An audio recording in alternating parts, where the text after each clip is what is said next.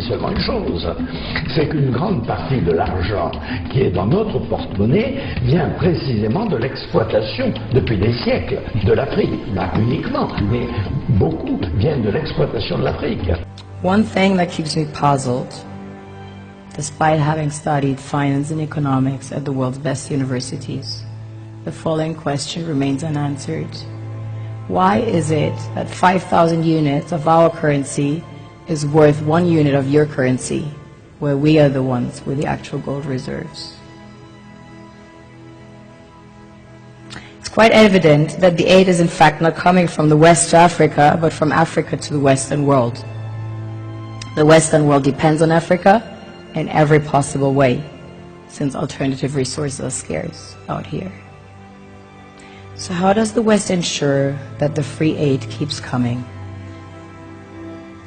By systematically destabilizing the wealthiest African nations and their systems, and all that backed by huge PR campaigns, leaving the entire world under the impression that Africa is poor and dying and merely surviving on the mercy of the West.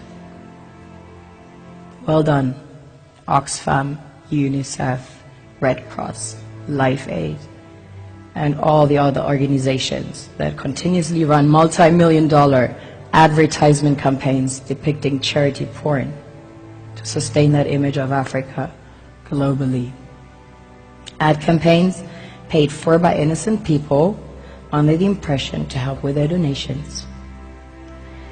While one hand gives under the flashing light of cameras, the other takes in the shadows.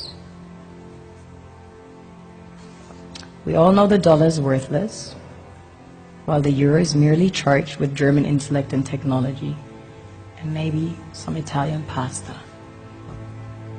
How can one expect donations from nations that have so little?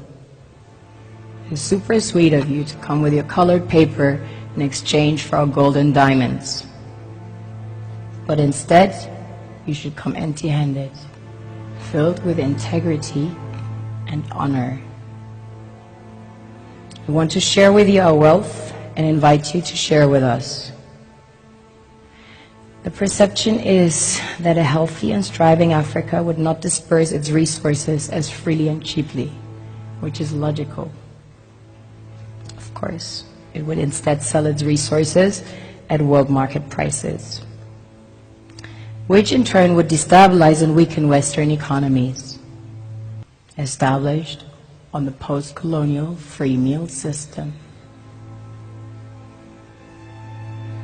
Last year, the IMF reports that 6 out of 10 of the world's fastest growing economies are in Africa, measured by their GDP growth. The French Treasury, for example, is receiving about $500 billion year in, year out. Foreign exchange reserves from African countries based on colonial debt they forced them to pay. This is what happens in the human world, the world we have created.